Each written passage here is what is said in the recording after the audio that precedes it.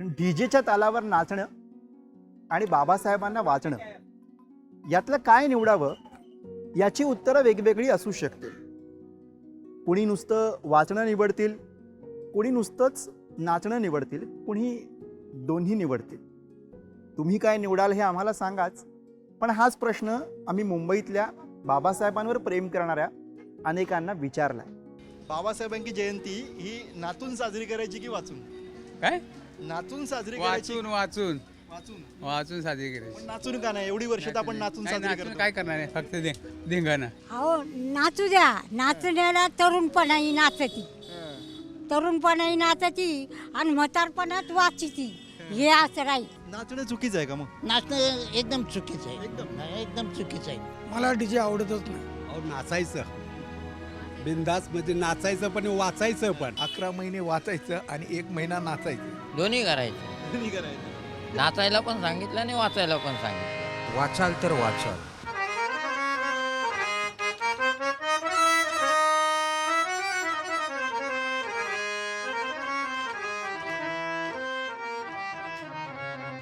हे चांगलं आणि ते वाईट, किंवा ते चांगलं आणि हे वाईट असं म्हणत जयंतीला नाचणं किंवा वाचणं याचं समर्थन करता येणार नाही. कारण जसा विचार हा वाचण्याच्या पाठी आहे, तसाच विचार हा नाचण्याच्या पाठीसुद्धा आहे का, हे आपल्याला समजून घ्यावं लागेल. आनंद व्यक्त करताना एका मर्यादेत लोकांना ठीक वाटतात. त्याच्यानंतरची जी बिभत्सता जी आहे, तो बिभत्सपणा जो आहे तो दिसल्यामुळे तो वर्ग म्हणला असेल अरे नाचू नका, वाचा. आणि विद्वत्तेमुळं काय झालं नाही, नुसते विद्वान बोलत राहिले आणि त्यांनी काही केलं नाही, म्हणून पण एक रिॲक्शन आहे, काय वाचायचंय आम्हाला, नाचू द्या. शायरांच्या माध्यमातून, त्या गाण्यांच्या माध्यमातून, डीजेच्या माध्यमातून, ते गाण्यांच्या माध्यमातून प्रसार आणि प्रचार होत असतो बाबासाहेबांच्या विचारांचा. ठीक आहे, आत्ताच्या युगामध्ये पूर्वी जसा शाहिरीतनं प्रचार व्हायचा तसा आता डीजेतनं पण डीजेतून पण प्रचार होतो, प्रसार होतो. कशासाठी नाचायच्या? का पुढची पिढी आपली नाचण्यातच फायदा करायची का? नाचणं म्हणजे सध्याच्या पिढीत धाबड ढिंगा आहे. बोलतात आम्हाला डीजे लावून देणार नाही. 2च दिवस आमचे असतात, त्याच्यानंतर आम्ही लावतच नाही आहे ना. शिवजयंती करतात तेव्हा लावून देतात, गणपतीला लावतात, सगळे प्रोग्राम लावतात. मग बाबासाहेब आंबेडकरांचे त्यांना का नाही लावून देते लोक? त्याच्यावरच का बंदी करतात तुम्ही लोक? 2च डीजे असायला पाहिजे. हो, आम्हाला एन्जॉय करायचं. आमच्या त्या दिवशी त्यांचा जन्म आहे त्या दिवशी आम्ही आनंद घेतो. 150 तर आनंद घेत नाही आम्ही. या दिवशी त्या दिवशी तर आनंद घेणार, स्वतःचा एन्जॉय आम्ही करतो. आमच्या बाबाचे वडीलच आहेत आमचे ते. जो व्यक्ती बाबासाहेबांना वाचून नाचायला येतो ना, त्याचं नाचणं आणि नुसतं नाचणारा व्यक्ती ह्यातला फरक कळून येतो. एकही दिवस जर तुम्ही नाचला नसाल तर तो दिवस तुमच्या आयुष्यातला वजा आहे, तो फुकट गेला तुमचा दिवस. आणि माणसाने आनंदी का राहू नये? तर मला वाटतं लेखिका असेल तरी, आणि मी घरी नाचते, सेलिब्रेट करणाऱ्या, रस्त्यावर नाचणाऱ्या किंवा त्याचा एक आनंद उत्सव साजरा करणाऱ्या जास्तीत जास्त तुम्हाला स्त्रिया दिसतील. अशा कोणत्या स्त्रिया आहेत वेगवेगळ्या समाजातल्या की जे बाहेर निघू शकतात? असा कधी त्यांना वेळ आहे की त्या बाहेर निघतील? तर स्त्रियांनी आपलं बाहेर निघालं पाहिजे, स्त्रियांनी आपले विचार मांडले पाहिजे, किंवा स्त्रियांनी एक एक्सप्रेस केलं पाहिजे त्यांना स्वतःला. बाबासाहेबांची जयंती ही एखाद्या सणासारखी, उत्सवासारखी का असते? ती तशी असावी असं बाबासाहेबांवर प्रेम करणाऱ्यांना नेमकं का वाटतं? या प्रश्नाचं उत्तर एका साध्या प्रश्नात मिळतं. बाबासाहेब तुमच्यासाठी कोण आहे?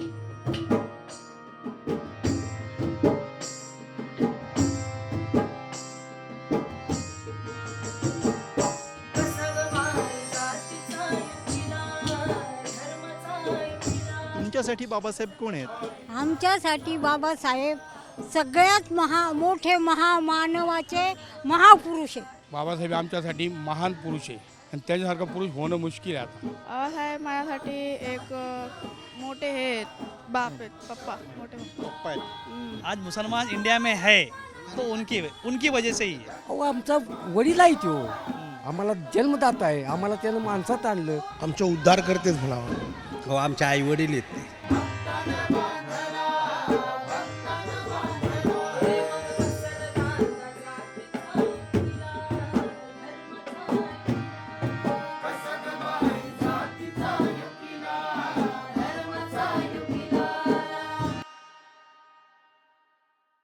बाबासाहेब माझ्यासाठी आयडियल आहेत आणि पूर्ण भारतीय समाजासाठीच मला वाटतं ते मुक्तिदाते आहेत. बाबासाहेब आंबेडकर हे एक असा विचार आहे ज्याने आमच्यासारख्या हजारो लोकांच्या पिढ्या ज्या आहेत त्याचं सोनं केलं आहे आणि हे सोनं केलेला तो एक सोनार होता. बाबासाहेब हे माझ्यासाठी माझं विश्व आहे, माझं अस्तित्व आहे.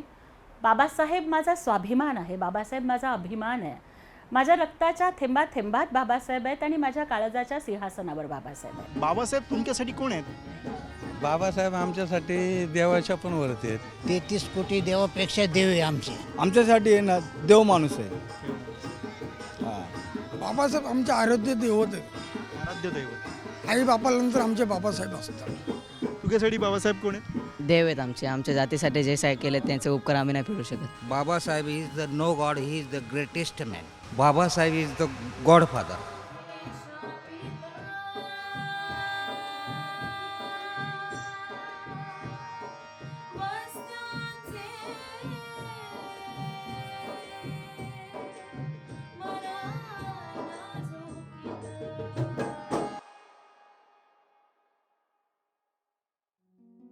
बाबासाहेब हे देव होते किंवा गॉड फादर होते असं जेव्हा त्यांचे अनुयायी सांगतात तेव्हा एक साधा प्रश्न पडतो, बाबासाहेबांना समजण्यात आपला काही गोंधळ होतोय का?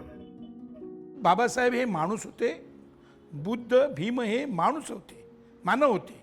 त्यांची पूजा अर्चा आणि असं देवत्व भाल करून त्याचा भक्तगण तयार होणं हे सगळ्यात डेंजरस आहे. ते इटसेल्फ त्यांच्या विचारांचा खून आहे. आंबेडकरांना देव मानणं ही साफ चुकीची गोष्ट आहे. आंबेडकरांचा विचार हा इथेच मारला जातो. तर बाबासाहेबांना देव मानू नका, तो एक माणूस होता. त्या माणसाने माणसाला माणूस म्हणून जगण्याचा अधिकार दिला. बाबासाहेबांना आपण देव समजतो कारण देव हा आपल्याला आपल्या संकटातून मुक्त करणारा आहे ना, आपण तारणहार मानतो. परंतु महामानव असणं हे जास्त संयुक्तिक आहे कारण त्यांचा जन्म बायोलॉजिकलच होता आणि त्यांचा जर म्हणजे त्यांचा जर प्रवास आपण बघितला तर आपल्याला दिसेल की ते तुझ्या माझ्यासारखेच होते आणि मग ते कसे घडत गेले. की आपण एका ठिकाणी म्हणायचं ब्राह्मण्यवादाला घेऊन की मध्ये देवाच्या आणि माझ्यामध्ये कोणी नसावं, मग तो संघर्ष 100-200 वर्षाचा परत चालू होतो. मग आपलं हे योग्य वाटतं का? बरं, बाबासाहेबांचं दैवीकरण होणार, मग हे जे पुढारी आज बाबासाहेबांचं स्वतःचं शिक्का दाखवतात की आम्ही ओनरशिप दाखवतात, मग त्यांचा तुम्हाला विचारून त्यांचं देवाची भक्ती करावी लागेल. तसे बाबासाहेब खरंच अपेक्षित आहेत का?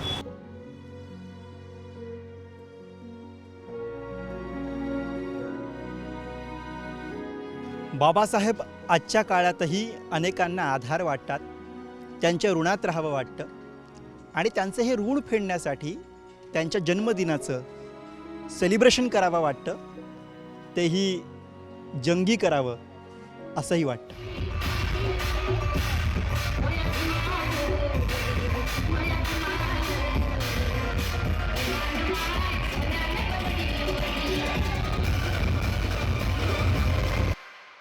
बाबासाहेबांची जयंती ही दणक्यात उत्साहात जल्लोषातच साजरी व्हावी असं सगळ्यांना का वाटतं?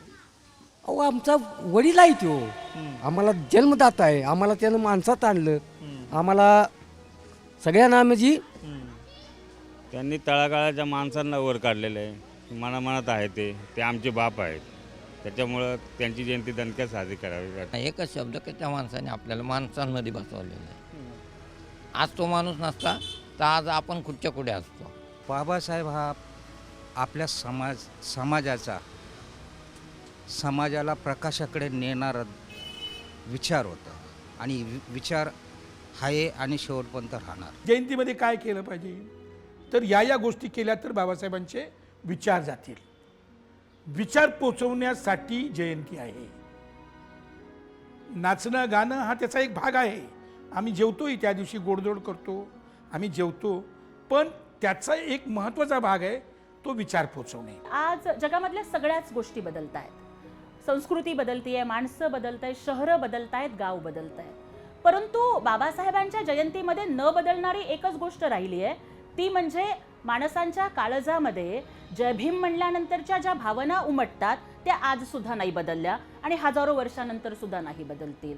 डॉक्टर बाबासाहेब आंबेडकरांचा विजय असो म्हणताना भीमानुयायांच्या अंगावरती जे रोमांच येतात ना ते कधीच नाही बदलणार. मग ते बाबासाहेब खरंच एका समाजापुरतं मर्यादित आहेत का? संविधान सभेमध्ये बाबासाहेब ही लोकांना तेव्हाच्या पक्षांना वाटतं हे फक्त एका समाजापुरते, पण जेव्हा बाबासाहेब पहिलं भाषण देतात तेव्हा कळतं हे बाबासाहेब फक्त एका समाजाचे नाही, तर हे सगळ्यांसाठी, हे पूर्ण भारतासाठी उभे आहेत. आणि तेव्हा म्हणजे बाबासाहेबासारख्या माणसाला पण सिद्ध करावं लागलं होतं. मग आज आपण कोणत्या ह्याच्यावर म्हणतो की फक्त जयंती दाखवायची आणि आपली ताकद दाखवायची. जयंती ताकद नाहीच आहे, मुळात तो उत्साह आहे, आनंद आहे. मग आनंद जेव्हा तुम्ही तुलनात्मक दाखवायला जाता तेव्हा कुठेतरी जयंतीला पण नाव ठेवलं जातं. जयंती करतो म्हणजे नेमकं आपण काय करतो की त्या निमित्ताने आपण एकत्र येऊन त्यांच्या विचारांना उजाळा देतो. आपण आज काय आहोत ते तपासतो एक समाज म्हणून, आणि मग आपण एक दिशा ठरवतो की आपल्याला संविधान दिलेलं आहे, संविधानाप्रती कसं आपण राहायला पाहिजे. एक भारतीय समाज म्हणून आपण स्वतःकडे बघतो. तर माझ्यासाठी आदर्श तो असेल की जेव्हा इतर समाजातील घटक बाबासाहेबांची जयंती करतील.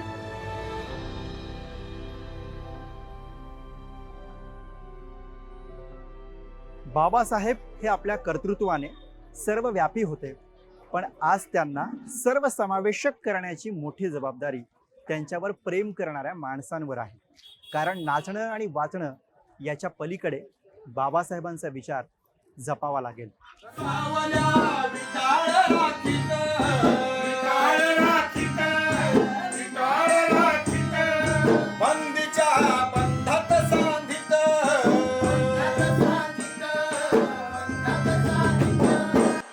नाचायचं म्हणजे आनंद येतो त्यांच्यामुळं. आपल्या म्हणजे जे जीर्ण रूढीमध्ये आपण जे अटकलेलो होतो त्यामुळं आपण समाजामध्ये चांगल्या मानेने जगतोय.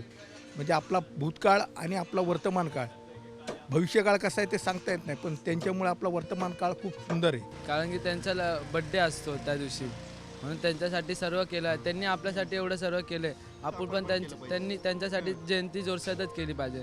आणि लोक जातीवाद करतात, मग ते आपल्याला आवडत नाही, मग आपण पण मोठंच केलं पाहिजे जयंती. असं आहे. जयंतीला नाचू नका, वाचा बाबासाहेबांची जयंती. असं होऊ शकत नाही. कुठला बी असू, तर पक्ष असू, कोण बी असू, पण बाबा एक दिवस आमच्यासाठी द्या, आम्हाला एक दिवस द्या, आम्हाला लई नको.